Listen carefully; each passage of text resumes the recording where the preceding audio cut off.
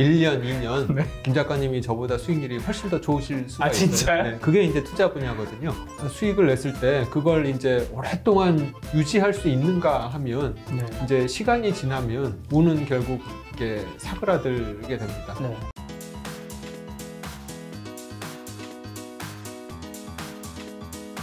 오늘 책은 바로 돈의 심리학 편입니다. 사실 이온투자자문의 박성진 대표님의 명성은 제가 아주 익히 알고 있습니다. 뭐 명성이라. 왜냐하면 제 김작가 TV 채널에 이제 고정 게스트가 있거든요. 고정 게스트가 이제 전업투자자 냉철님이라는 분이 계신데, 그분이 이제 김 작가가 꼭 인터뷰해야 될 3명의 주식 투자 고수로서 첫 번째가 이제 VIP 자산운용의 최준초 대표님, 두 번째가 이제 이온투자자문의 박성진 대표님, 세 번째는 아직 이제 출연 안 하시기 때문에 아직 답변 드릴 수 없는데 엄청난 고수시라고. 냉철님한테 제가 밥을. 냉철님이 대표님이 추천할 때 왜 인상 깊게 느꼈냐면, 냉철님이 이 사람에 대해서 칭찬을 잘 하시는 스타일이 아니거든요. 이 투자에 대해서는 특히 굉장히 깐깐하시더라고요. 근데 꼭 인터뷰해야 되는 분이라고 해서, 사실 이번 책 돈의 심리학이 이게 대표님의 책이 아니잖아요. 그래서 이 책이 들어왔을 때 이거를 하는 게 맞는가 고민하는데, 출연하신 분이 대표님이라고 해서 사실 대표님을 만나 뵙고 싶은 사적인 욕심에. 네, 감사합니다. 냉철님이랑 같이 이제 맛있는 밥을 제가 한번 사야 돼요. 알겠습니다. 오늘 이제 책에 대해서 본격적으로 들어가기 전에, 오늘 사실 역사적인 날이지 않습니까? 무슨 역사? 오늘 1월 6일 2021년 1월 6일 장중에 코스피가 처음으로 3,000을 돌파했어요. 맞습니다. 네. 그래서 시청자분들이 이거 되게 궁금해하실 거예요. 일단 3,000을 어떻게 이렇게 단기간에 찍을 수 있었는지와 앞으로 좀 어떻게 보시는지 요거 가볍게 한번 이야기 좀 듣고 책에 대해 한번 들어가면 좋을 것 같아요. 그런데 이제 저 같은 경우는 사실 이런 주식 시장이나 경제 전망이나 이런 건 하지 않거든요. 이제 대부분의 가치 투자자들이 이제 바텀업 방식으로 투자를 많이 하세요. 그래서 이제 바텀업 방식은 탑다운 방식하고 이제 어떤 차이가 있냐면, 탑다운 방식은 대부분의 투자자들이 탑다운 방식을 취하시는데, 이제 투자를 하기 전에 지금 시작해도 괜찮을까? 앞으로 경기가 좋을까? 나쁠까? 코로나가 언제 끝날까? 이런 전체적인 그 거시적인 관점에서 먼저 조망을 한 다음에 투자 시점을 정하고, 투자 종목을 정하고, 타이밍을 정하고, 이렇게 해서 투자를 하는 게 탑다운 방식인데요. 저희들 같은 가치 투자자는 이제 철저하게 바텀업 방식으로 이제 개별 기업에 집중해서 투자를 하다 보니까 그런 전체적인 시장이나 이런 거는 저희가 잘 그렇게 크게 관심을 주질 않는데요. 그래서 사실 오늘 역사적인 날이라고 하셨을 때 무슨 날일까 이제 저도 굉장히 진짜요? 네. 근데 이제 오늘 하여튼 3,000이 돌파해서 아무래도 이제 주식 투자하는 사람 입장에서 좋긴 한데, 사실 저는 그렇게 큰 의미는 두고 있지는 않습니다. 그 3,000 돌파에 대해서.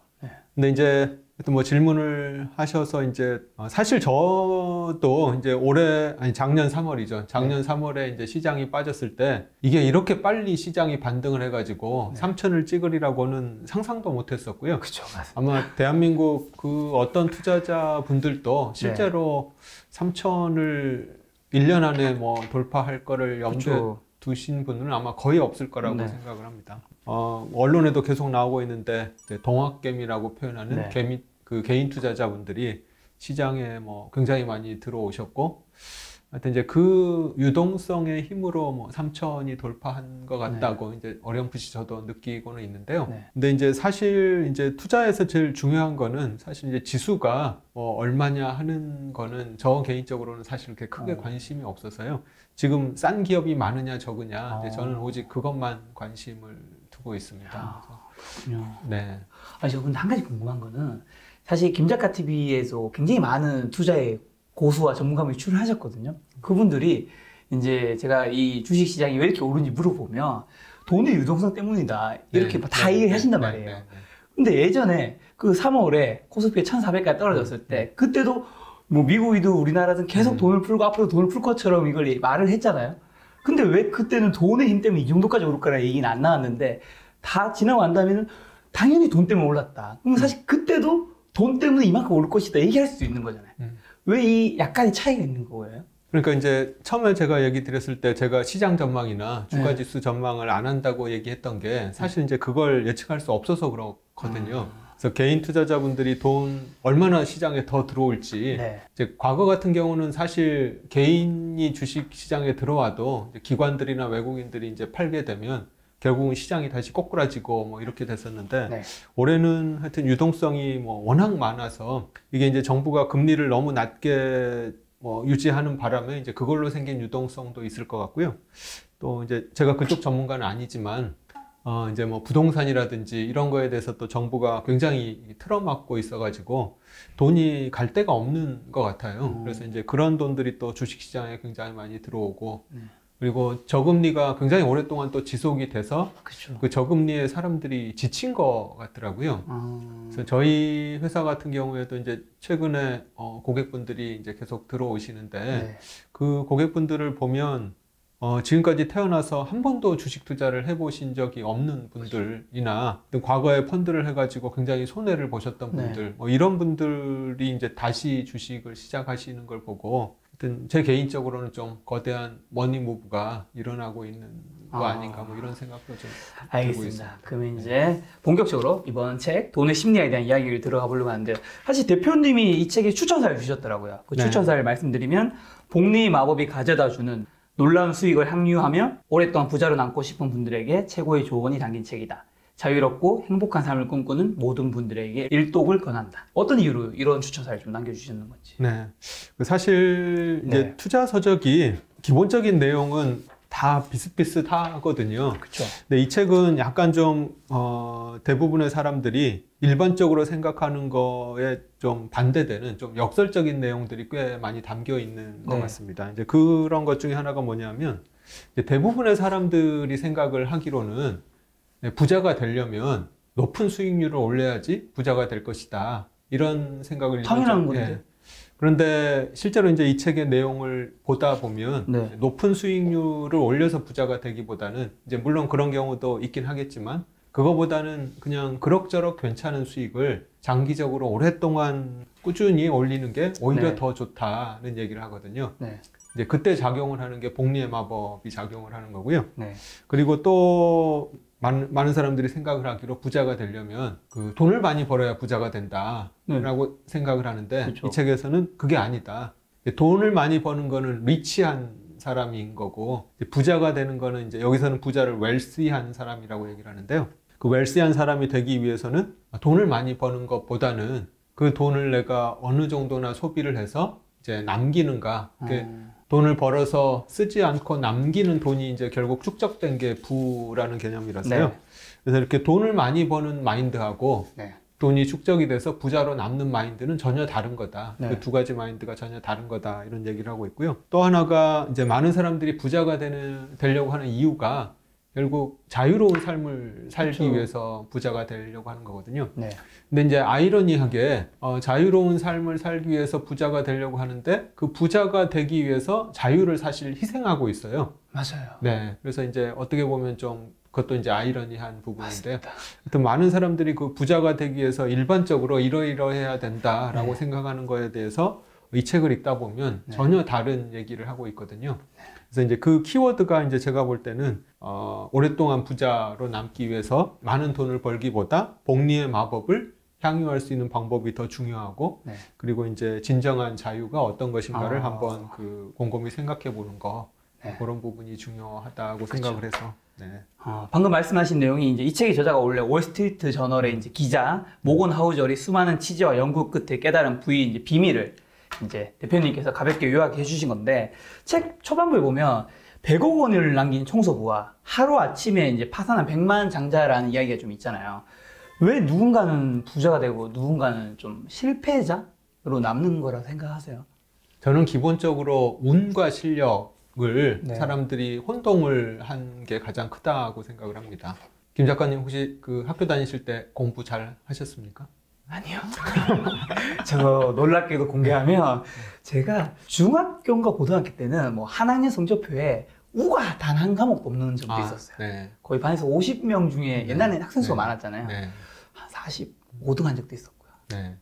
근데 이제 이 공부라는 거는 사실 반에서 1등 하는 친구가 계속 1등 하는 분야거든요. 물론 뭐 2등, 3등 뭐 잠깐 내려올 수는 있지만 1등 하는 사람이 계속 1등 하고 꼴찌는 계속 꼴찌를 하고, 체스 같은 경우도 뭐 체스 선수하고 우리가 체스를 둬가지고 그 체스 선수를 이길 가능성은 뭐 거의 제로라고 네. 봐도 될 것 같고요. 그래서 이제 이런 부분은 전적으로 실력이 좌우를 하는 부분이거든요. 네. 그런데 우리 주식 투자라든지 네. 인생에서의 뭐 삶의 성공이라든지 이런 부분은 사실은 실력보다는 운이 굉장히 크게 좌우를 하고 있습니다. 네. 사실 오늘 뭐 이 책을 가지고 김 작가님하고 이렇게 만나게 된 것도 뭐 여러 우연들이 겹쳐가지고 그렇죠. 김 작가님을 만나게 된 거잖아요. 네. 그래서 우리가 주식 투자를 하는 것도 그렇고 사회생활을 하는 것도 그렇고 수많은 사람들하고 네. 서로 상호작용을 하면서 일이 어떻게 풀려나갈지 우리가 한 치 앞도 알 수 없는 부분이거든요. 그래서 내가 전혀 생각지 못했던 상황이 전개되고 네. 주식 투자도 마찬가지입니다. 주식 투자도 수많은 사람들이 주식을 사고 파는데 네. 그냥 나 혼자 곰곰이 생각을 해가지고 이 주식이 가치가 있다 생각해서 주식을 사는 게 아니고요. 남들이 뭘 사는지 또 지금 시장 분위기가 어떤지 네. 뭐 이런 것들에 영향을 받아가지고 내 투자 의사결정이 다 영향을 받을 수밖에 없는 거거든요. 그래서 이 주식 투자나 사회생활 같은 경우는 운이 굉장히 크게 좌우를 하는 분야고요. 근데 이제 많은 사람들이 이거 구분을 잘 못하세요. 운과 실력을. 옛날 말 중에 뭐 운칠기삼이라는 말이 있는데요.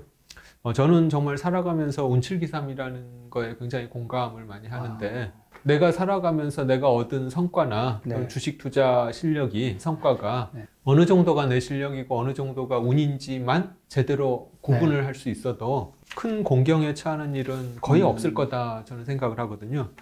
근데 이제 이 책에서 이제 방금 질문하셨듯이 하루아침에 파산한 백만장자 같은 네. 경우는 우리나라에도 이제 그런 경우가 굉장히 많이 있는데요. 예를 들면 뭐 대기업 같은 경우도 뭐 단기간에 정말 굴지에 재벌 그룹으로 성장을 했다가 네. 하루아침에 파산한 그런 기업들이 예를 들면 가까운 STX 그룹이라든지 그쵸. 뭐 이런 기업들이 있는데 그런 회사들이 성장하는 스토리를 보면 굉장히 공격적으로 투자를 하고 M&A를 하고 이렇게 공격적으로 성장을 하는데 이제 성장하는 시기에는 이제 그런 것들이 성공 방정식으로 해서 신문이나 언론에 굉장히 많이 보도가 돼요. 그렇죠. 성공하고 있으니까. 네. 근데 이제 지나고 나서 보면 그게 사실은 성공 방정식이기도 하지만 실패 방정식이기도 했던 거거든요. 이제 똑같은 이유 때문에 사실은 네. 이제 경기가 갑자기 꺾이거나 하면 그 이유로 이제 실패를 하게 되는 거라서 네.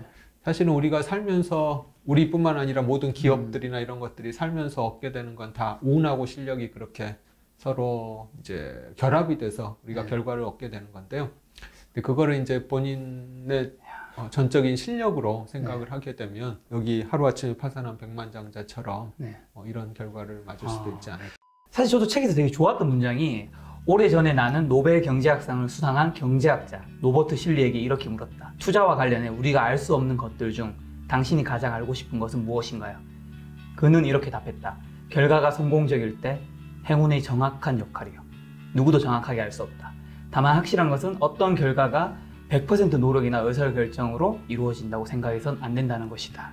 이 내용 자체가 이 성공에 사실은 우리 많은 분들이 뭐 내 실력을 이뤘다? 아니면 어떤 성공한 사람도 실력을 이뤘다 생각할 수 있지만 그 운이 어느 정도까지 작용했는지 우리가 도저히 예측이 힘들다라는 거잖아요. 그걸 보면서 저는 왜 성공한 사람들이 겸손하게 말할 수밖에 없는 이유도 지금 이 운과 조금 연결되어 있지 않을까. 네, 그런 생각이 좀 들더라고요. 그리고 또 보니까 이 책의 이제 기본 전제가 사실은 부자가 되는 것은 지능도, 학력도, 숫자도 아닌 운에 좌우되고 과학이나 이제 숫자보다 심리적 측면이 강하다면서 아까 대표님 말씀하신 대로 자백부가 하버드 대학교를 졸업한 의사보다 심장 이식 수술을 잘했다는 이야기는 상상할 수 없다. 최고의 교육을 받은 건축가보다 고층 빌딩을 더 잘 설계했다는 스토리 역시 마찬가지다. 자백부가 세계 최고의 원자력 엔지니어보다 나은 성과를 냈다는 뉴스는 과거에도 없었고 앞으로도 절대 나오지 않을 것이다. 그러나 투자의 세계에서는 이런 것이 가능하다. 뭐 이 이야기를 대표님과 저로 만약에 그냥 가볍게 예시를 들면 내일 하루 주식 투자를 대표님과 저랑 똑같이 한다면 내일 하루의 수익률은 제가 대표님보다 나을 수도 있는 거잖아요. 네. 근데 사실 이게 일반적인 아까 말씀하신 체스 게임이라든가 무언가 굉장한 그 원자력을 만든다 이런 분야에서는 이게 불가능하잖아요. 네. 주식 투자에서는 왜? 내일 하루가 아니라요. 네. 아마 1년, 2년 네. 김 작가님이 저보다 수익률이 훨씬 더 좋으실 수가 있어요. 진짜요? 네. 그게 이제 투자 분야거든요. 투자는 왜 그렇게 되는 거예요? 네. 그 이제 아까도 이제 운과 실력이 네. 많이 섞여서 나오는 게 투자라고 얘기를 드렸는데, 예를 들면은 뭐 지난해 그냥 전기차가 뭐 대세가 될 것이다라고 생각을 해서 그냥 뭐 주위 사람들한테 테슬라 종목이 좋다는 얘기를 추천받고 네. 테슬라에 몰빵을 한 분은 아마 뭐 수백 프로의 수익을 내셨을 거예요. 그렇죠. 저보다 뭐 수배, 몇 배 더 많은 수익을 내셨을 텐데, 그렇죠. 뭐 그렇게 1년, 2년, 3년 수익을 내실 수도 있는 게 이 투자 분야거든요. 네. 근데 이제 문제는 그렇게 수익을 냈을 때 그걸 이제 오랫동안 유지할 수 있는가 하면 네. 이제 시간이 지나면 운은 결국 이게 사그라들게 됩니다. 네. 뭐 1, 2년, 2, 3년 계속 좋은 실력, 그 수익을 낼 수는 있지만 결국 이거를 이제 타임프레임을 쭉 늘려가지고 10년, 20년 이렇게 놓고 보면 네. 이제 결국은 좀 올바른 방식으로 투자를 하고 제대로 투자를 한 사람이 이제 실력이 나오는 게 투자라고 생각을 하는데요.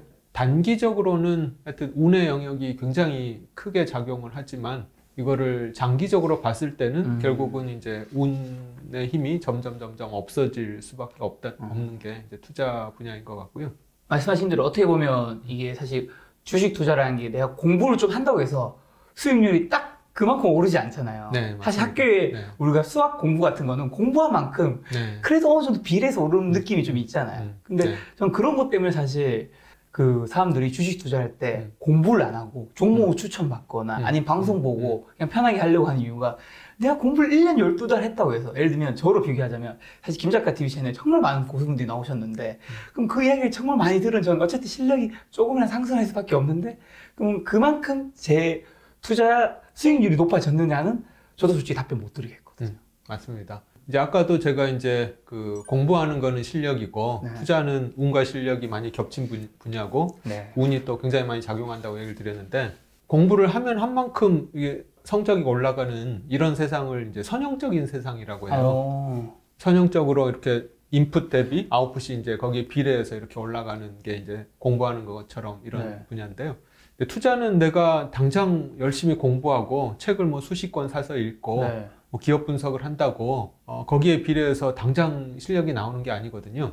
근데 이제 또 이게 한 뭐 3년, 4년 꾸준히 하다 보면 실력이 쌓이는 게 이제 투자 분야입니다. 근데 이제 많은 분들이 사실은 이제 투자에서 가장 실수를 하는 게 제가 볼 때는 조급해 하세요. 이제 빨리 돈을 벌려고 하시는 거거든요. 그렇죠. 예를 들면은 내가 수영을 배우는데 네.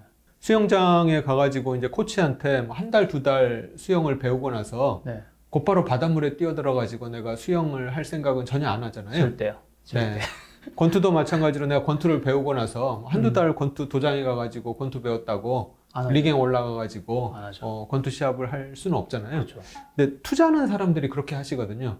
투자는 뭐 전혀 기초가 안 돼 있는 상태에서도 들어와서 투자를 하고 또 이제 그렇게 투자를 해서 뭐 돈을 벌 수도 있으니까요. 네. 뭐 테슬라에 몰빵을 했더니 뭐 맞아요. 200%, 300% 수익이 났다. 그래서 이제 그렇게 운하고 실력이 막 혼재돼서 나오는 경우는 네. 내 실력이 이제 성과로 나오는데 시간이 좀 걸립니다. 근데 이제 내가 공부한 게 성과가 나오기까지의 그 기간을 사람들이 사실은 견뎌내지를 잘 못하시는 것 같아요.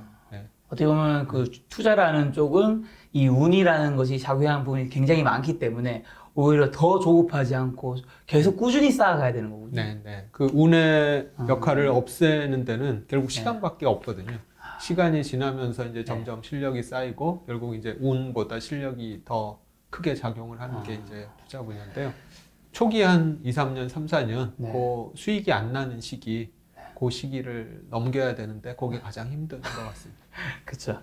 또 책에 좀 궁금했던 게 개별 투자자의 위험 선호도는 지능도, 교육도 아닌 개인의 경험, 특히 성인 기초기에 좌우되고 순전히 언제 어디서 태어났느냐 하는 우연에 좌우될 뿐이라는 얘기가 있더라고요. 네. 이게 어떤 얘기인 건가요? 예를 들면은 이제 그런 것 같아요. 우리나라 사람들 같은 경우에는 아파트 불패시나, 그렇죠. 네, 주택 불패시나가 있거든요. 반대로 주식하면 패가 망신한다. 맞아요. 네. 이게 이제 우리나라 대부분 중장년층 어른들의 기본적인 생각인 것 같아요. 근데 이제 그 이유가 그런 세상을 살아오셨기 때문에 그렇죠. 그런 고정관념을 가지신 것 같거든요.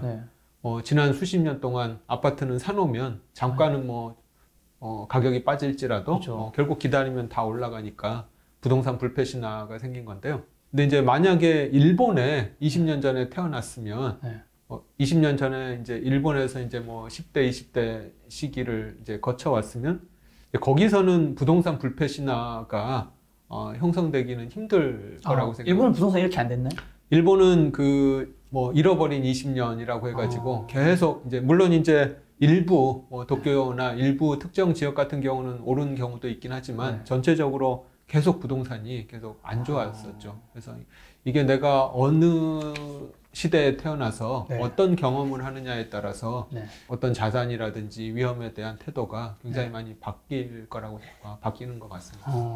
또 보니까 미국인들 중에서 복권을 사는 사람들이 그 대부분이 가난한 사람들이라는 얘기 있더라고요. 그러면서 책에 나온 문장이 미국의 최저소득 가구는 1년간 복권을 사는데 평균 412달러였습니다. 최고소득 집단과 비교하면 4배나 많은 금액이다. 미국인의 40%는 비상금 400달러도 없다.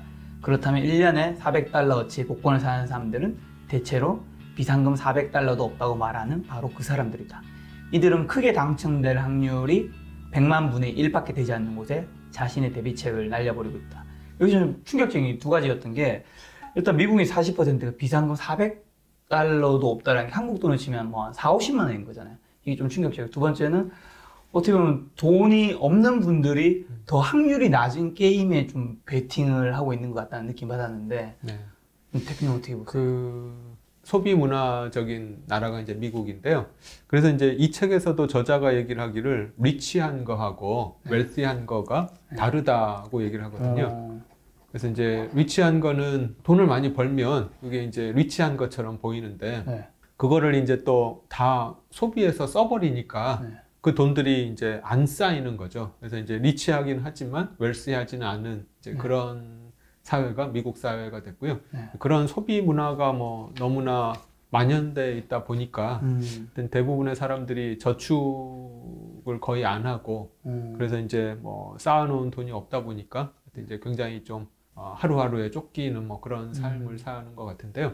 그래서 이제 이 책을 보면 핵심 메시지 중에 하나가 내가 부자가 되고 싶으면 여기서 부자는 리치가 아니라 웰시한 사람이 되려고 하는 건데 결국 이 부라는 거는 내가 벌어서 쓰고 남은 돈이 쌓이면 그게 부가 되는 거거든요. 그렇죠. 그래서 이 부를 늘리려면 내가 버는 돈을 더 많이 버는 방법이 하나 있고요. 또 하나는 이제 이 버는 돈 중에 저축을 늘리는 부분, 그렇죠. 소비하지 않고 뭐 투자를 하거나 이런 부분을 늘리는 이 두 가지 방식이 있는데 많은 사람들이 요 앞부분에만 신경을 많이 쓰는 거죠. 어떻게 하면 돈을 많이 벌 수 있을까? 높은 수익을 올릴 수 있을까? 근데 이제 그거보다는 이 부를 쌓는데 더 중요한 거는 이 벌어들이는 돈 중에서 내가 쓰지 않고 남겨놓은 돈, 그게 이제 더 중요하다 이렇게 얘기를 하고 있고요.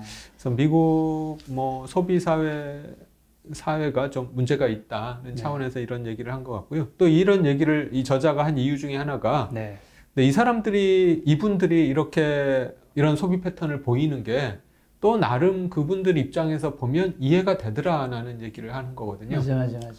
이 사람들마다 다 자신이 처한 상황에서 자기한테 가장 합리적인 일을 하는 게 인간 본성인데 이분들이 왜 그런 소비 패턴을 보일 수밖에 없는가를 보면 워낙 이제 그 버는 돈이 작다 보니까 내가 이제 아무리 저축을 한다 하더라도 내 인생이 역전될 이제 그런 기회를 갖기는 힘들다라고 아예 자포자기를 하고 그러면 이제 그런 상태에서 내가 큰 부자가 되려면 결국 뭐 복권을 당첨되는 수밖에 없다고 생각을 하게 되니까 이제 그런 분들 입장에서 보면 이제 그게 또 가장 합리적인 그분들 입장에서 가장 나름대로 합리적인 방법 아닌가. 어떻게 보면 꿈에 베팅하는. 실제로 말씀하신 것처럼 그 버는 돈과 쓰는 돈에서 사실 버는 돈이라는 거는 이게 확률적으로 딱 확정적으로 나오는 건 아니잖아요. 근데 쓰는 돈이라는 거는 사실 내가 통제할 수 있는 영역인 거잖아요. 그런 부분에서 사실 쓰는 돈을 우리가 소비를 좀 줄여야 된다라는 게 좀 중요하다는 메시지가 좀 있었던 것 같더라고요. 네, 그게 뭐 그 존리 대표님이 항상 나오셔서 그쵸. 차 사지 말고 투자해라. 커피 마시지 마라. 커피. 그 얘기랑 일맥상통하는 얘기.